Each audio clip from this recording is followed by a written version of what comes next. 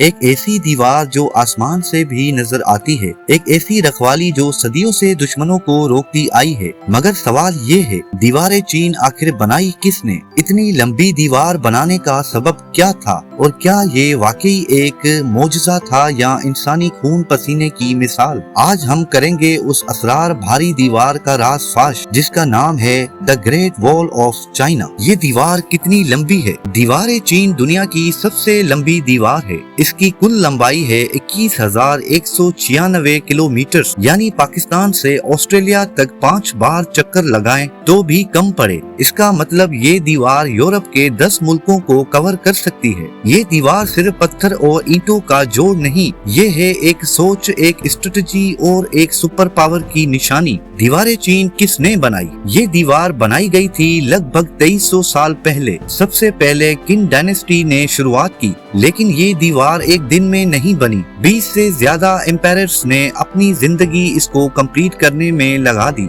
और 10 लाख से ज्यादा लोग इस दीवार की तामीर में शहीद हुए। उनमें से कई तो इस दीवार के अंदर दफन कर दिए गए। यानी दीवारें चीन सिर्फ दीवार नहीं, ये है एक कब्रिस्तान भी। लेकिन आखिर ये दीवार बनाई ही क्यों गई? ये दीवार बनाई गई थी चाइना को मंगोल इन्वेडर से बचाने के लिए। मंगोल, हन और तुर्क कबाइल अक्सर चाइना पर हमला करते थे। इस दीवार का मकसद था दुश्मनों को रोकना और अपनी तहजीब को महफूज रखना। लेकिन क्या दीवार ने सब कुछ रोक दिया? नहीं, कई बार दुश्मन दीवार के गेट से गुजरते रहे। आखिर ये दीवार बनाई कैसे गई? जरा सोचिए, न क्रेन, न लोडर, न मशीन, फिर इतनी लंबी दीवार किसने उठाई? जवाब है अवाम ने। हाथ से, कंधों पे, घोड़ों और हाथी से स्टोन ब्लॉक्स ले जाकर जोड़े गए। कई जगहों पर चवाल, चीनी और मिट्टी का पेस्ट इस्तेमाल हुआ, जिसे एंशियस कंक्रीट कहा जाता है। लोग कहते हैं कि ये दीवार स्पेस से दिखाई देती है, लेकिन नासा के मुताबिक आंख से नहीं देखी जा सकती, सिर्फ सैटेलाइट इमेजरी से ट्रैक